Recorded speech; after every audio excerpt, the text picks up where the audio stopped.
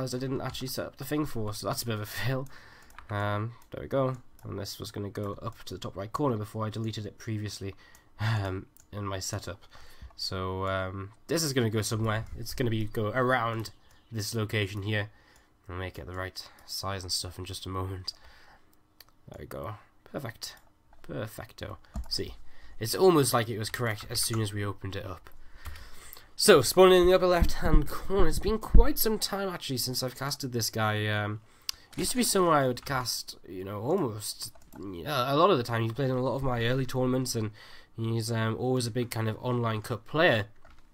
Been a little bit quiet lately. I suppose he's probably been playing a lot of Legacy of the Void, been seeing him in a few of those tournaments, such as the Lycan League, etc. And so, in the upper left hand corner to start us off tonight, from Team Dignitas in the green, is Tefel. Down to the bottom right corner of the map from My Insanity. We've seen a lot more of this guy lately, and of course he's been having quite the run through WCS.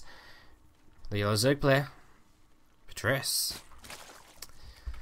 We watched a lot of his qualifying matches for WCS Season 2 here on the stream when we were covering the qualifiers. I believe he's in the round of 16 right now, right? I can't quite remember. He was in his round of 32 group though. Which is a little bit weird actually, because usually I'm quite good at remembering those sort of things, but right now I'm kind of blanking on it. I think it was, I'm tempted to say it was a very ZVZ heavy group, but I get the feeling I'm being absolutely completely wrong. So I'm just going to double check. Well, we do get started in this game. It's just a pool first from Tefel, and this is so characteristic of him, just playing safe, standard openings. I mean, obviously, hatch first from Petraeus is pretty standard. Of course, it's ever so slightly, it's a little bit riskier, but he's playing pretty much the safest version of it, where he's going to go for that 15 hatch and straight into a 14 pool to follow things up. So, pretty standard openings so far. We're not going to see any real action for the first couple of minutes of this game. It's going to be a nice, nice ease into the round of into this first match of the day. It was okay, so Petraeus did make it through into the round of 16 of WCS. He came in second place in the group of Bunny, Petraeus, Jim and Kane, and probably don't remember because it's actually almost a month ago now, which is kind of crazy. Well, it's his round of 16 group. In the WCS round of 16 he actually has a pretty tough group: Red, Jadong and Stardust. And then, of course, that will be next weekend. WCS Season 2 Finals live from Toronto. Going to be a lot of fun. Looking forward to watching a bunch of the matches myself. Both players opening with gas here on Echo for this Zerg versus Zerg. So, gas coming up quite early on. It means we're going to see some Zergling speed coming out of these guys pretty soon. And we'll see where this will lead us from that point on. Petraeus is going to be ever so slightly faster, and yeah, again, I guess we're just going to be kind of, I mean, it's not going to make a huge difference overall. We'll see if he pulls out a gas though. It looks as though he's going to stay in there, so it looks as though he may very well be looking towards some form of Lingbane aggression. Of course, he always has that opportunity to, if he feels safe enough, cancel that Zergling speed and to invest into +1 missile attacks and into a very fast lair or so instead. But with this faster gas, I'd be sort of surprised if he actually did cancel that link speed. There's a link speed on the way up for Tefel, and again, he's only about 40 gas behind, which relates to, what, about 30, 25-ish seconds of that upgrade. Initial Zerglings here. Going to try and get into the base to just scout what's going on with Petraeus, but unsuccessful. And Tefel has managed to get this scout off because, of course, he was playing against a hatchery first, so the Queen's not out quite as early for Petraeus, and because of that, Tefel was able to nudge into towards that main base with an overload and see what exactly was going on. Bane this on the way up for both players then, so this will be potentially a little bit of a Lingbane war if either player wants to commit to it. We see a handful of Zerglings on the way out for Tefel, and we see a few out on the way, a few on the way out for Petraeus as well.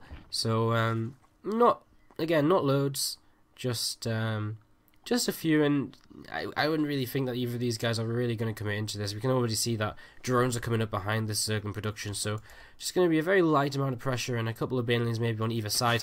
As Petraeus goes for his first couple of lings, he's going to try and sneak in. He sees that baneling's morphing in, so now he knows what is going on. He knows his opponent is just going to be playing up a little bit of Ling Bane here, and he might try and run by with the rest of these lings and just try and be a little bit annoying in the main base. Zerglings speed just finishes up for Tefel though, so Petraeus isn't really going to get too much done with this, which does open the opportunity for a bit of a counter attack, honestly, from Tefel, because he does have a lot of lings on the map compared to, well, compared to what he's seen from Petraeus. Of course, Petraeus is responding with 16 lings of his own, so it looks as though he's already kind of realizing here that the opportunity for a counter attack from his opponent is going to be there, and that he has to be a little bit careful of this. Defensive banelings morphing in, dropping that roach one, starting a +1 from the evolution chamber, and Petraeus just beginning to get in towards what we expect from a Zerg versus Zerg mid game, which is going to be those roach upgrades, and we're going to be seeing the same out of Tefel as well. He takes a third base, as does Petraeus, and Petraeus' third base actually a lot faster here, so Petraeus just being a little greedier here and there, but I mean, not really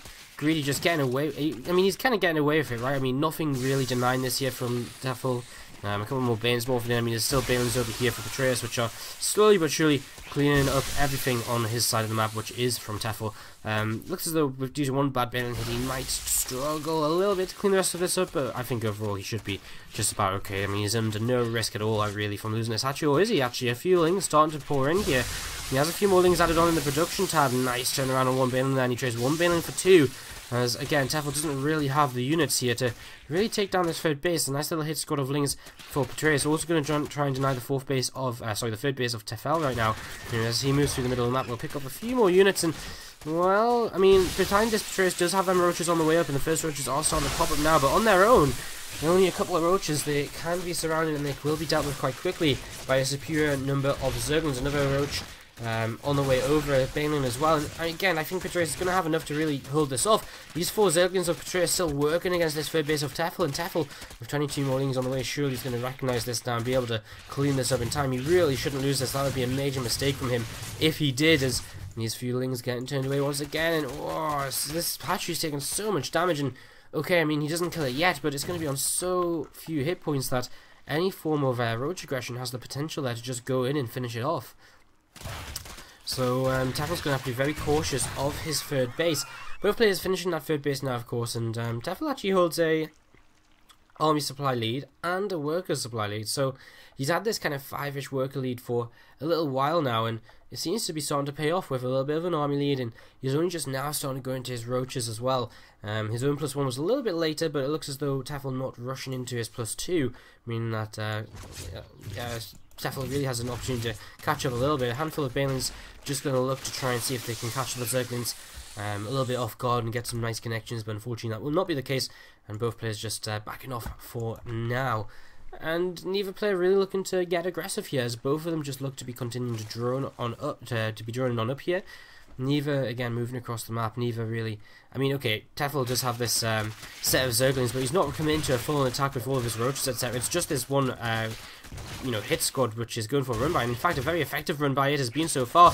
That one Baneling had an opportunity to do a lot there, but it didn't get quite as much done as it could have. Roaches streaming into the main base will be able to clean these out, and this has been very good use of Zerglings by Tefel. I mean, he's done a lot of damage with this. He's killed 19 workers throughout the game. He's going to grab a queen here as well, which is a little bit out of position, and everything will get cleaned up here eventually. 2 Zerglings are going to try and sneak away, and they're actually just going to get caught by these roaches. They're not going to move far enough away. So a couple more lings go down, and well, that was some good damage done by Tefel. Petraeus is going to drone right back up afterwards, but Tefel's actually taking a supply lead right now. And again, as both players have their +2 started, not really, okay, about 40 seconds of advantage for Petraeus, but again, nothing too significant. And I mean, Tefel seems to just have them higher roach numbers right now, 26 to 21. And he does have 10 extra drones as well, with more roaches in production too. So actually Tefel looking fantastic here in game 1. Moving across the map, Petraeus looking to maybe try and get some damage done, but he sits 40 supply down? This is kind of insane. Petraeus just seemed to get behind early in this game, and I don't really see how. I mean, both players made a handful of lings. Petraeus made a bunch more lings to kind of help defend. I mean, okay, I guess he threw a few lings away early on, but is that really what it was? Is that, a set of Zerglings what gave Tefel this worker lead, and which has seemed to transition into now being almost double the army supply of his opponent? I mean, I can't really think of anything else. Obviously that run by from Tefel really did help out and killing off a bunch of those workers. But even before then, he seemed to have a little bit of an advantage and really did seem to have quite a fair amount to kind of be working with already. And again, in comparison to Petraeus, he wasn't really able. He was a little bit ahead, I feel. And right now, Tefel's maxed out. And Petraeus isn't even going to take the engagement. He's just going to GG out. He's easily just marching across the map, and he's not going to bother. He's just going to tap out the game. And wow, Tefel, what a shocker! You would probably not really expect Tefel to be the player who. Yeah, I think coming into this, you have to kind of expect Petraeus to kind of be the favourite. Very, very interesting. Varney Research Station will be our next map. I didn't actually think Tefel would take a map here. Wow. Oops. It looks as though we're well, the players went into a lobby and then went out of the lobby. Yeah, I mean, going into this group, I feel as though Petraeus is probably going to be the favourite. Is probably, in my eyes, is definitely the favourite. I think Keller's could give him a couple of good matches. I think Hook could probably give him a couple of good matches as well. But over the entire group, I think Petraeus comes out on top. But he loses game 1 to Tefel here, who again I don't really see as, well, I guess, you know, I kind of do see him as the weakest player of this group. So for him to take game 1, already proven me wrong at least. And we'll see what's going to happen in game number 2 as we load on up into Varney Research Station, guys. It is 1-0 in favour of Tefel right now here in the OSC Global All-Stars number 2 Group A. Let's jump into this game to see what's going to happen in this second game of the day. To the south side of the map, our yellow zone clear from my insanity, ladies and gentlemen. Petraeus. Down a game right now, has to win, of course, those 2 in a row if he wants to be moving on through into the winners match here tonight. And now just 1 map away from the winners match, the green Zerg player to the north side from Dignitas, it's Tefel. Alright guys, hello, how is everybody doing? Do let us know who you're supporting here in the chat. I know a couple of you guys are not too excited because it's a little bit of ZVZ to start today. I know ZVZ isn't the most loved of matchups here in the community, but again, do let us know who you're tuning for, even if it's not someone playing on screen right now. Of course, we do have Kalazer and Hook also a part of this first group of the OSC Global All-Stars. So again, if you're tuning for one of those guys, let us know. Let us know who you think might be coming out of the group in first place. Hello, Lupper in the chat. How you doing, man? We haven't actually spoken in a while, have we? It has been quite some time. Well, actually, no. I think we actually spoke the other night when it was like about a week ago or something, like 3 AM. But I was a bit. It was when I came home and I was a bit drunk, so it wasn't a very. It wasn't a proper conversation, was it? That's to the best of my memory, at least. Anyways, once again here in game number 2, no real surprises as Petraeus once again opens hatchery first, and well, this is a little bit interesting, I suppose. We have a drone moving down to the low ground from Tefel, and why is it surprising? Well, the pool first isn't surprising, and going into a hatchery afterwards isn't surprising, but to go for the expansion on the low ground is definitely intriguing here, and I wonder if Petraeus finds a way to maybe try and exploit this a little bit, because it's not really, this base isn't really a natural, it's very open, and any early attacks, you can't really use queens to wall off or anything, like you would be able to if you took your in-base natural. So I feel as though Tefel almost definitely has to open with this gas, has to get his own circling speed out. He can't really rely on a build which relies, he can't use a build which relies on a wall off here, because he's not going to be able to do it, get it up. But if he can secure this natural, then I guess he can get his third base up nice and safely. But I mean, in ZVZ, I feel as though it's not so much the issue of getting your third base up safely. I mean, obviously, the third base can be sniped by speedlings, etc. But I mean, that's kind of just as much of a threat down here, I suppose, in a way. Although, I guess maybe you feel safe if he's just rallying out of his main base. You feel safe enough to just leave units down here. He'll be able to deal with it, no problem. Interesting choice.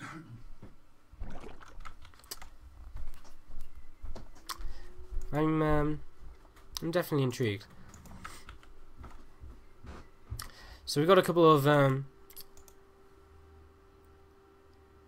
Zerglings moving out onto the map from Petraeus. He again will have come in, seen that pool first, and he does see from the edge of his vision a couple of a couple of drones moving their way down here, and he does have them couple of Zerglings on the way up. If you could get into that main base and scout out the extractor and see that 100 gas has been mined and that Zergling speed is on the way for Tefel, that would be brilliant. You know, that's pretty much all he wants to see with these two scouting Zerglings. So let's see what Petraeus is going to be able to achieve with these. It looks as though he's going to get right in there. It doesn't look as though Tefel's going to be able to stop him at all here. And going into towards the main base, he's just going to see this. He's going to see exactly how much gas has been mined. He's going to realise that there's not going to be a bin nest on the way soon for his opponent. And with his own gas, he's just going to drop down a lair instead. So a lair on the way here for Petraeus, and he's going to skip that Zergling speed. I mean, again on this map, if you take that in-base natural, you have a very easily defendable main and natural. So he's just going to be able to wall off here with with an Evo Chamber and a Rotron, and all looking good right now. I mean, the only problem I really have for Petraeus is if Tefel kind of realizes what's going on here and tries to take his third base very quickly, there's nothing going to really be stopping him. So, you know, I kind of feel that Tefel is in a good position once again now. He's got Zergling speed about to finish up, and with a few more lings on the way, might look to try and apply some pressure again. I mean, he's not going to be able to really achieve much. He goes to move toward that third base, and again, just going to drop this down very early on. And with this Zergling speed, let's see what he might be able to achieve. Again, there's not loads of lings on the map, just a handful. And I'd be surprised if they really did anything. I mean, they have to get through a queen with a spine crawler adding DPS onto them, in fact.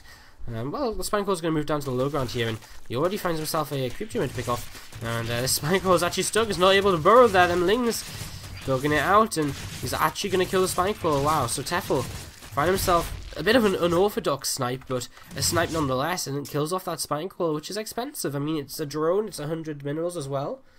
It's it is sort of expensive, and to commit into it, obviously Petraeus feels as though he needs that spine to be a little bit safe, but I mean, will he rebuild it now, or is he just going to skip it? I guess that's our next question. He does have roaches out, so might be feeling a little bit safer at this point. +1 on the way for both players on that evolution chamber. Value Constitution on the way for Petraeus, and almost about to finish up here. He does have that potential to move across the map with some roaches for a +1 timing with the roach speed. He has quite a significant lead this time around on the upgrades, about 100 seconds still for that upgrade of Tefel to finish, whereas for Petraeus only 40 seconds away. So a whole minute lead means he's got a minute to try and make some form of engagement work where he will have that advantage, but I mean, I think he might have to, he kind of has to too as well, because Tefel's on 58 drones, Petraeus is on 43. Petraeus has to get across the map, he has to look to find a way to do some damage, otherwise Tefel's going to run away with this game because he's just got so much economy. So Petraeus really does have to start moving, and there we go, these roaches starting to move across. That +1's about to finish up as well. Will he have enough to push through here? He's currently on 19 roaches, again 13 out on the map, but of course there is always that closer reinforcement distance going to be available for Tefel. So can Tefel hold on? If he can, this could be huge. Petraeus not putting all of his eggs in one basket though. I mean, +2's on the way behind this. He's starting to drone as well. As these first few Zerglings, these roaches going to start pushing, being pushed back. Again, Tefel doesn't have roach speed just yet. He doesn't have +1 just yet, so this isn't the best of fights for him, and it's kind of weird that he's been able to get himself into this position where he's going to be able to kill off absolutely everything from Petraeus. Petraeus is just going to lose not every single roach, because he's going to be able to get away, but he lost so many roaches then. Tefel once again takes a pretty significant advantage in this game. I mean, he's finding himself 30 supply up, and if he just pushes across right now, maybe he can just push in towards a victory. I mean, Petraeus investing in +2, +1. If Tefel just throws everything he has into units and just attacks, he might be able to make this work. Of course, he'll be a little bit afraid about doing that. I mean, he's a little bit unsure as to what exactly lies ahead of him. I assume as a few more roaches do join in, and I guess he's just going to say, let's go for it. I killed enough of your roaches before to know I should at least have a bit of a numbers advantage. So let's see if I can make this transfer into something here. Petraeus is going to move over to the right hand side. Tefel's over to the left though, and he's already behind the mineral line. And well, drones is one thing which Petraeus really can't afford to lose. And Tefel's a little bit afraid. He's not really sure if he wants to fight here. And Now things start to look a little bit better for Petraeus, because as time goes on, he will get this +2, he will get that +1, and so any engagement he begins to take will be a little bit more effective, a little bit more efficient for him, and that's the sort of thing he will need to pull him back into this game. Tefel, time is ticking. He waited so long to start that +2, so does he commit to a fight? Does he at least just try to trade? I feel as though, I mean, it's so hard because attacking in ZVZ is such a tough decision to make, because attacking is one of the things which can just lose you a game, and I think turning around here and fighting might be his best option though, and he is just going to go for it. And again, he seems to have a lot of roaches, but he's got a few in the back just dancing around, not really taking part in this fight, and I think that might make the difference now. There are a few more roaches coming in from that north side, and Petraeus' roach numbers are falling here very rapidly, and Petraeus is going to be pushed back. Tefel are going to keep on pushing through, and wow, I have completely underestimated Tefel here today. He is playing fantastically. I just haven't seen him play in so long. Petraeus does a good job in game